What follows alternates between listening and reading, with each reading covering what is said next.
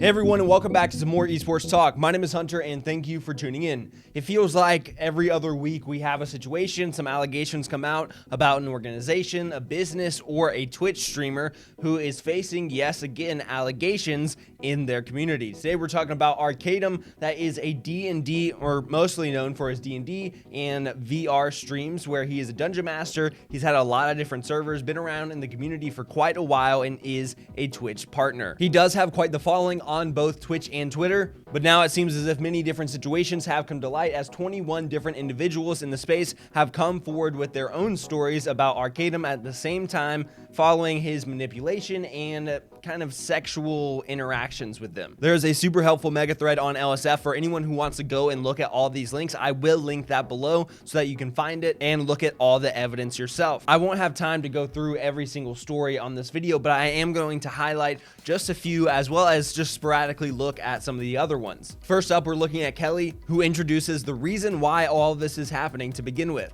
She says that there were a lot of females in the community banned and evicted from his servers. The reason that she was given for being kicked is because apparently his long-term girlfriend saw the private messages between him and me, and she also saw several others. So Arcadum was messaging a lot of different girls in the server or in his community, and eventually his long-term girlfriend found all of these different messages, which prompted all of these girls to kind of talk to each other, and they found out that this manipulation and this sexual interactions that he was having was very widespread. A lot of these messages are super uncomfortable. When you see Arcadum saying things like, "Before you try to fall asleep again, we could fap, it would help me relax." And then frequently, not only in this example, he will bring up how guilty he feels, and eventually will go back and edit messages that he had previously sent, which you can see in that screenshot. We further see him messaging Kelly saying that she's the only one that he wants and that he was thinking about her all night. To get an idea of that manipulation I was talking about, we can see Arcadum say, "You like my flirting," and she says, "You're confident lately, and I like that. I'm glad you're feeling yourself," and then changes the subject by saying,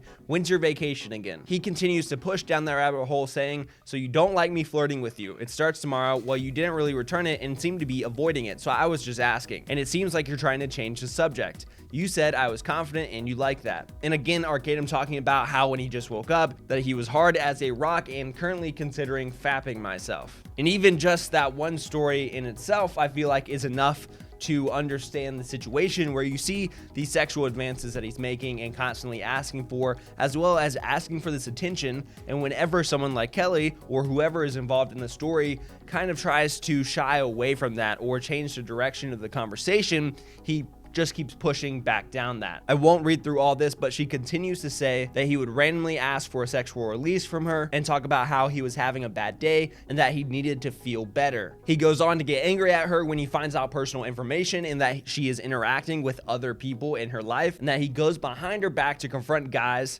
that he thought that she was talking to. Now let's move on to Momo, who starts her post by saying that she is doing this to save future women that could have the possibility of being manipulated by him. "I'm doing this in an attempt to inform people of his dedication to grooming the people in his life." We see messages saying that he feels worthless and physically unattractive, and that he feels like a nobody, and that he just wants to be wanted by someone. Similar to Kelly, he digs into her personal life and starts to try to convince Momo that people in her life, other friends of hers, didn't care for her as much as they should.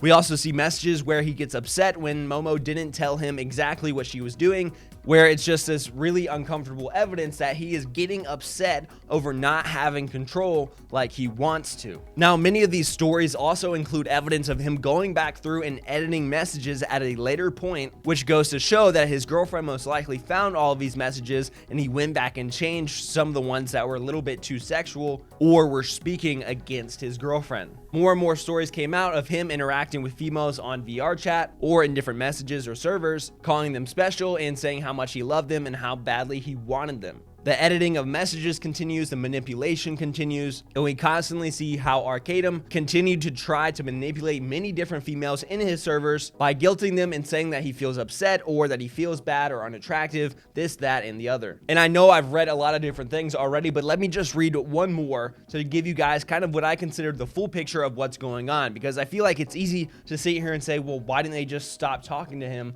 why was this happening to begin with. We see one of the stories where Arcadum was telling her that he was feeling lonely and that he felt like he didn't have anyone to celebrate any of his victories with. He kept saying over and over how he had urges as a man and needed to relax throughout getting bigger and bigger. This eventually escalates to sexual activities on VR chat, which he would say things like, "You know that as Dungeon Master, I pulled the strings in a game. The same rules apply to Twitch. I work the same way." He told her how he'd help pay for rent and potentially help with surgeries that she would need. She felt like she owed him for future things that hadn't even happened yet. As these stories came out, Arcadum did say that he was going to go on stream the next day to address all of this, but that did not ever happen. But Devin Dash did come forward as his talent agency represented Arcadum and worked with them and released his own TwitLonger. Devin says that he was not remotely truthful with their agency and reported a vastly different situation than any of these women were reporting. Devin says that he feels betrayed and disappointed, and because of that, effective immediately, they are terminating Arcadum's contract with their agency. And as he says, it is actually a pretty big deal because they will be losing $20,000 on cutting ties with Arcadum.